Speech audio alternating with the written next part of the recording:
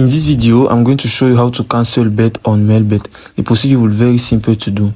Before continuing the video, I'll invite you to create a Melbet professional account where you come and click on registration, then come and click on by email, which will be the full inscription. Now you will come right up to your promo code where you will enter the promo code BOTV, which will help you to get 300% of bonus at your first deposit.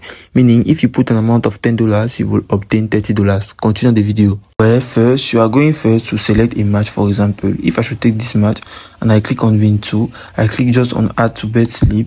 You can again select other match or even that first one. I can click here and click again on add to bet slip. As an example, I come to my bet slip now and put my amount of money, and then I click on bet.